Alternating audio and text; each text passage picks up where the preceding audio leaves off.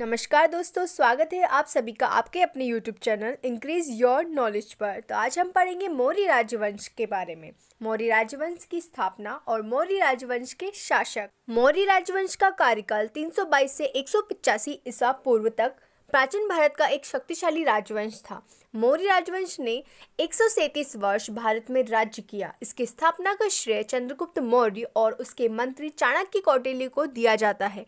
यह साम्राज्य पूर्व में मगध राज्य में गंगा नदी के मैदानों, आज का बिहार एवं बंगाल से शुरू हुआ।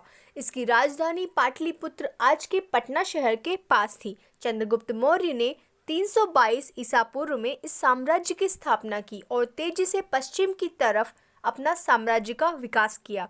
316 ईसा पूर्व तक मौर्य वंश ने पूरे उत्तर पश्चिमी भारत पर अधिकार कर लिया था।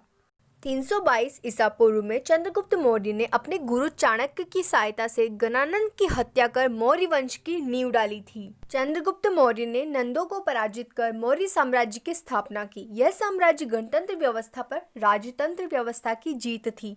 इस कार्य में अर्थशास्त्र नामक पुस्तक द्वारा चाणक्य ने सहयोग किया। चाणक्य को विष्णुगुप्त व कौटिल्य नाम से भी जाना जाता है। मौर्य शासकों में चंद्रगुप्त मौर्य ने साम्राज्य की नींव डाली थी। चंद्रगुप्त मौर्य का शासनकाल 322 से 298 ईसा पूर्व तक था, यानी 24 वर्ष तक इन्होंने शासन किया था। अगला है बिंदुसार। बिंदुसार जो कि चंद्रगुप्त मौर्य के पुत्र थे, इन्होंने 298 से 271 ईसा पूर्व तक शासन किया, यानी 28 वर्ष तक इनका शासनकाल था। अगले सम्राट थे अशोक। इन्होंने 269 से 232 ईसा पूर्व तक 37 वर्ष तक शासन किया। इनके बाद थे कुणाल। इन्होंने 232 से 228 ईसा पूर्व तक 4 वर्ष तक शासन किया। इनके बाद दशरथ ने 228 से 224 ईसा पूर्व तक 4 वर्ष के लिए शासन किया। इसके बाद संप्रति जो कि थे कुणाल के पुत्र, इन्होंने 224 से 215 ईसा पूर्व तक 9 वर्ष तक शासन किया। राजा संप्रति के बाद शालीशुक ने 215 से 202 ईसा पूर्व तक 13 वर्ष के लिए शासन किया। इनके बाद देववर्मन ने 202 से 195 ईसा पूर्व तक 7 वर्ष के लिए शासन किया। इनके बाद शतधन्वन ने 195 से 187 ईसा पूर्व तक 8 वर्ष के लिए शासन किया और अंततः वृद्धरथ ने 187 से 185 ईसा पूर्व तक के लिए 2 वर्ष के लिए शासन किया था। इस तरह मौर्य राजवंश का जो शासनकाल है वो 322 से 185 ईसा पूर्व तक का माना जाता है। चंद्रगुप्त मौर्य का शासनकाल 322 से 298 ईसा पूर्व तक, यानी 24 वर्ष का शासनकाल माना जाता है। चंद्रगुप्त मौर्य के जन्म वंश के संबंध में विवाद है। ब्राह्मण, बौद्ध तथा जैन ग्रंथों में परस्पर विरोधी विवरण मिलता है। विविध प्रमाणों और आलोचनात्मक समीक्षा के बाद यह तर्क निर्धारित होता है कि चंद्रगुप्त मौर्य वंश का क्षत्रिय था। चंद्रगुप्त के पिता मौर्य नगर प्रमुख थे। जब वह गर्भ में ही था तब उसके पिता की मृत्यु युद्ध भूमि में हो गई थी। उसका पाटलिपुत्र में जन्म हुआ था तथा एक गोपालक द्वारा पोषित किया गया था। चरावाह तथा शिकारी रूप में ही राजा गुण होने का पता चाणक्य ने कर लिया था तथा उसे 1000 में कर्षार्पण में खरीद लिया। तत्पश्चात तक्षशिला लाकर सभी विद्या में निपुण बनाया। अध्ययन के दौरान ही संभवतः चंद्रगुप्त सिकंदर से मिला था।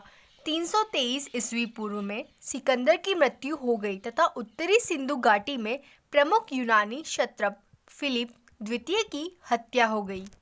जिस समय चंद्रगुप्त राजा बना था, भारत की राजनीतिक स्थिति बहुत खराब थी। उसने सबसे पहले एक सेना तैयार की और सिकंदर के विरुद्ध युद्ध प्रारंभ किया।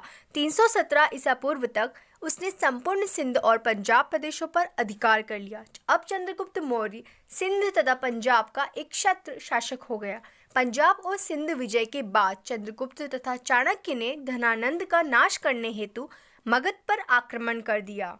युद्ध में धनानंद मारा गया। अब चंद्रगुप्त भारत के एक विशाल साम्राज्य मगध का शासक बन गया। सिकंदर की मृत्यु के बाद सेल्यूकस उसका उत्तराधिकारी बना। वह सिकंदर द्वारा जीता हुआ भूभाग प्राप्त करने के लिए उत्सुक था। इस उद्देश्य से 305 ईस्वी पूर्व उसने भारत पर पुनः चढ़ाई की। चंद्रगुप्त ने पश्चिमोत्तर भारत के यूनानी शासक सेल्यूकस निकेटर को पराजित कर Aria, Herat, Arachosia, Kandahar, Gedrosia, Makran, Paropamisadae, Kabul के भूभाग को अधिकृत कर विशाल भारतीय साम्राज्य की स्थापना की। सेल्यूकस ने अपनी पुत्री हेलेना कार्नेलिया का विवाह चंद्रगुप्त से कर दिया। उसने मेगास्थनीज को राजदूत के रूप में चंद्रगुप्त मौर्य के दरबार में नियुक्त किया। चंद्रगुप्त मौर्य ने पश्चिम भारत में सौराष्ट्र तक प्रदेश जीतकर अपने प्रत्यक्ष शासन के अंतर्गत शामिल किया। चंद्रगुप्त मौर्य के विशाल साम्राज्य में काबुल, हेरात, कंधार, बलूचिस्तान, पंजाब, गंगा यमुना का मैदान, बिहार, बंगाल, गुजरात था तथा विंध्य और कश्मीर के भूभाग सम्मिलित थे। लेकिन चंद्रगुप्त मौर्य ने अपना साम्राज्य उत्तर पश्चिम में ईरान से लेकर पूर्व में बंगाल तथा उत्तर में कश्मीर से लेकर दक्षिण में उत्तरी कर्नाटक तक विस्तृत किया था। अंतिम समय में चंद्रगुप्त मौर्य जैन मुनि भद्रबाहु के साथ श्रवणबेलगोला चला गया था। 298 ईसा पूर्व में सलेखना उपवास द्वारा चंद्रगुप्त मौर्य ने अपना शरीर त्याग दिया। तो दोस्तों आज के लिए सिर्फ इतना ही। कल फिर से मिलेंगे हमारी अगली वीडियो के साथ। आई होप आपको यह वीडियो पसंद आई है। अगर आपको यह वीडियो पसंद आई है तो प्लीज़ हमारी वीडियो को लाइक करें, शेयर करें और हमारे चैनल को सब्सक्राइब करना ना भूलें। धन्यवाद।